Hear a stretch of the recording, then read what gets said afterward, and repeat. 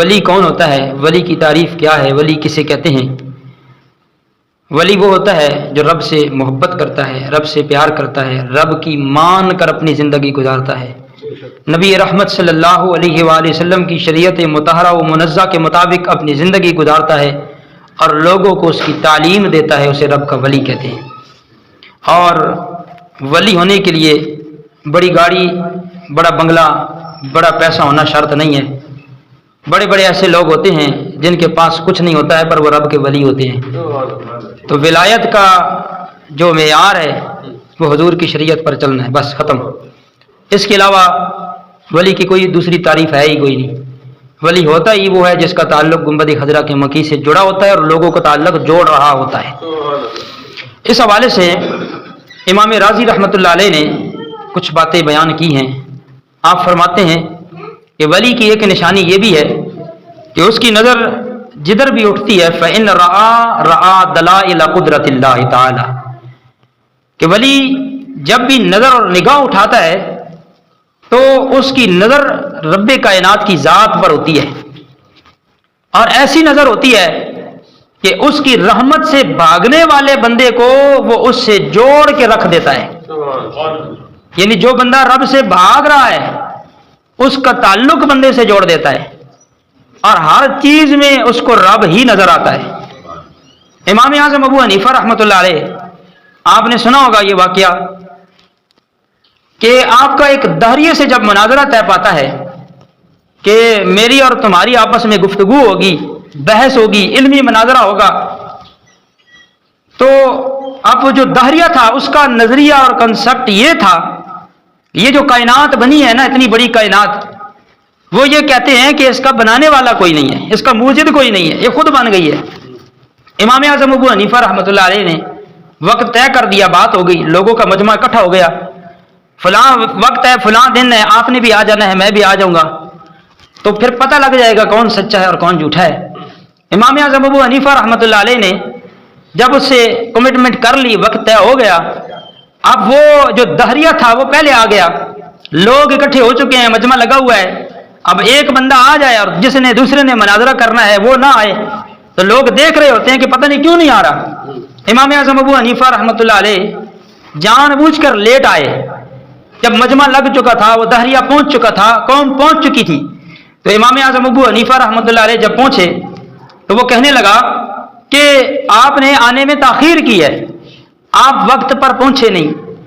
آپ نے اس کو ایک مثال دی، کیسے رب سے جوڑا۔ فرمایا میں جب آ رہا تھا مناظرہ کرنے کے لیے، راستے میں پانی آتا ہے اور اس کو پار کرنا بغیر کشتی کے ممکن نہیں تھا، تو میں کنارے پہ بیٹھ کے انتظار کرنے لگا کہ کشتی آئے اور میں اس پہ بیٹھ کے سواری کروں اور تیرے تک پہنچ کے تیرے سے مناظرہ کروں۔ تو اچانک کیا ہوتا ہے کہ جب میں اس پانی کے دریا کے کنارے بیٹھا ہوا تھا، ایک درخت ہلنے لگا، خود بخود وہ کٹ گیا، اس کے تختے بن گئے، اور پھر وہ تختے جڑنا شروع ہو گئے اور کشتی بن گئی، اور وہ خود بخود کشتی پانی میں اتر آئی اور خود بخود چلنے لگی۔ میں اس پہ بیٹھا، اس نے مجھے کنارے لگایا، میں اتر کے تیرے پاس آ گیا۔ وہ کہنے لگا اتنا بڑا مسلمانوں کا امام اور اتنا بڑا جھوٹ بول رہا ہے کہ درخت خود کٹ گیا، تختے خود بن گئے، کشتی خود بن گئی، ملاح کے بغیر کشتی خود چلنا شروع ہو گئی، اور پھر آپ کو کنارے بھی لگا دیا۔ یہ کیسے ہو سکتا ہے کہ لکڑی کا کام کرنے والا اس کے بغیر کشتی بن جائے اور چلانے والے کے بغیر، ملاح کے بغیر کشتی چل پڑے؟ یہ ممکن ہی نہیں ہے۔ امام اعظم ابو حنیفہ رحمۃ اللہ علیہ نے فرمایا اب مناظرہ کرنے کی بھی ضرورت ہی نہیں ہے، اس لیے کہ اگر چھوٹی سی کشتی کسی بنانے والے کے بغیر نہیں بن سکتی تو اتنی بڑی کائنات بھی کسی بنانے والے کے بغیر نہیں بن سکتی۔ تو جس نے اتنی بڑی کائنات بنائی ہے وہی میرا بھی رب ہے، تیرا بھی رب ہے، پڑھ کلمہ رسول اللہ کا امتی بن جا۔ تو یہ وہ لوگ ہوتے ہیں جن کو ہر بات میں رب کی ذات نظر آتی ہے، اور وہ ہر بات سے بات نکال کے اس بات کو رب کی طرف جوڑ دیتے ہیں، اس کا تعلق، اس کا رخ اپنے رب سے موڑ دیتے ہیں۔ اسی طرح امام راضی رحمۃ اللہ علیہ فرماتے ہیں ولی کی دوسری نشانی کیا ہے؟ وَإِن تَحَرَّكَ فِي خِدْمَةِ اللَّهِ تَعَالَى، کہ ولی جب بھی حرکت کرتا ہے، یعنی چلتا ہے، اس کے قدم جب بھی اٹھتے ہیں تو اس کے قدم اللہ کی خدمت کے لیے اٹھتے ہیں۔ اللہ کی خدمت کا مطلب کیا ہے؟ اللہ کی خدمت کا مطلب یہ ہے اس کے دین کی خدمت، اس کے بندوں کی خدمت۔ اللہ کا جو ولی ہوتا ہے وہ اللہ کے بھیجے ہوئے دین کی شریعت مصطفیٰ کی تعلیم کے لیے قدم اٹھاتا ہے یا پھر مخلوق خدا کی خدمت کے لیے اس کے لیے قدم اٹھاتا ہے، اپنی ذات کے لیے نہیں۔ ایسا نہیں ہے کہ غریب بلائے تو پیر صاحب کہیں جی پیٹرول بھی اپنے پاس سے لگنا ہے، خرچہ بھی اپنا ہونا ہے، اور مرید ہے بھی غریب، اس نے دینا بھی کچھ نہیں ہے، لہذا اس کے پاس میں نے جانا بھی کوئی نہیں ہے، اور جو پیسے والا بلائے گا اسی کے پاس جانا ہے۔ نہیں، امام راضی رحمۃ اللہ علیہ فرماتے ہیں ولی جیبوں پہ نظر نہیں رکھتے، ولی دلوں پہ نظر رکھتے ہیں۔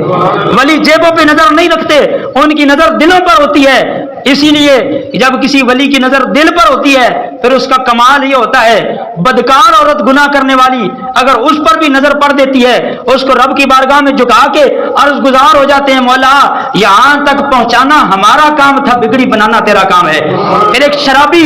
گلی میں پڑا ہوتا ہے، اس کو اللہ کا ایک ولی اٹھاتا ہے، اس کا چہرہ صاف کر دیتا ہے، اگلے دن جا کے جب مسجد میں دیکھتا ہے وہ بندہ آج اس سے بھی پہلے تہجد پڑھنے آیا ہوا ہے، عرض کی مولا یہ کیا ہوا؟ فرمایا تو نے اس کا دل، اس کا چہرہ دھویا تھا، گندا چہرہ صاف کیا تھا، ہم نے تیری صحبت کی برکت سے اس کا گندا دل بھی صاف کر دیا ہے۔ ولی وہ ہوتا ہے جو بندے کا تعلق بارگاہ خدا سے جوڑ دیتا ہے، گنبد خضرا کے مکی سے رشتہ مضبوط کر دیتا ہے، اسے رب کا ولی کہتے ہیں۔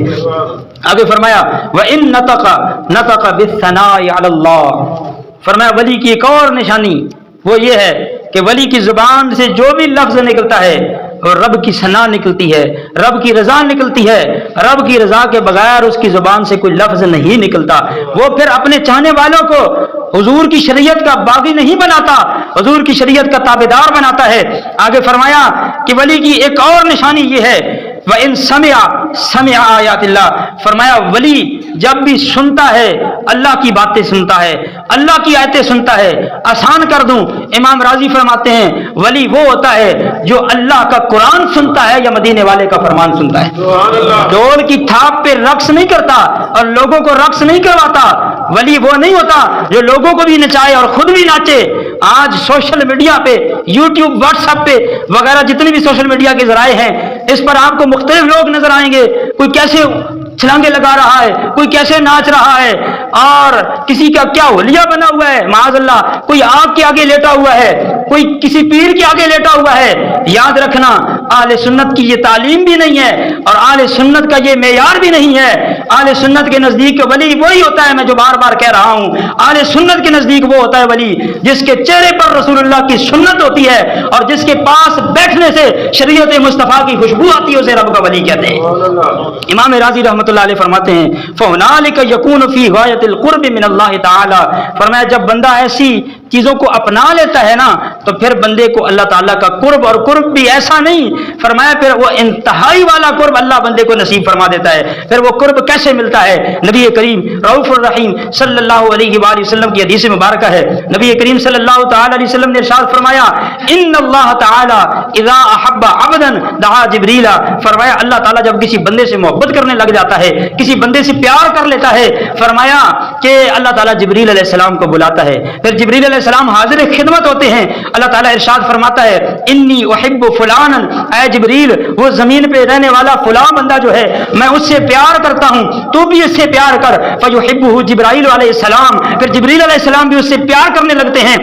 نبی کریم صلی اللہ علیہ وسلم نے ارشاد فرمایا پھر کیا ہوتا ہے ثم ینادی فی السماء، پھر جبریل علیہ السلام آسمان میں اعلان کرتے ہیں یا اہل السماء، اے آسمان والو اللہ فلاں بندے سے پیار کرتا ہے، تم بھی اس سے پیار کرو، پھر سارے آسمان والے بھی اس سے پیار کرنے لگتے ہیں، اللہ بھی پیار کرتا ہے، جبریل بھی پیار کرتا ہے، سارے آسمان والے بھی پیار کرنے لگ جاتے ہیں۔ ثم یوضع له القبول فی الارض، پھر فرمایا اللہ اس کے چرچے زمین میں عام کر دیتا ہے، پھر زمین والے بھی اس سے پیار کرنے لگ جاتے ہیں۔ اگر اس کی مثال دیکھنی ہو لاہور دیکھیں، لاہور کے دریا کے ایک طرف ایک بادشاہ ہے، دوسری طرف دوسرا بادشاہ ہے، ایک وہ بادشاہ ہے جس نے دنیا کی بادشاہی کی ہے اور ایک وہ بادشاہ ہے جس نے محمد عربی کے در کی فقیری کی ہے، ایک وہ بادشاہ ہے جو دنیا کے اندر دنیا کی دولت میں مست رہا اور جب دنیا سے گیا تو قبر پہ لکھا گیا بر مزارے ماں غریبہ، نئے چراغے نئے گلے نئے پرے پروانہ سوزد نئے صدائے بلبلے، آج بھی احتجاج ہو رہا ہے ہماری قبروں پہ کون آئے گا، کون آ کے دعائیں کرے گا۔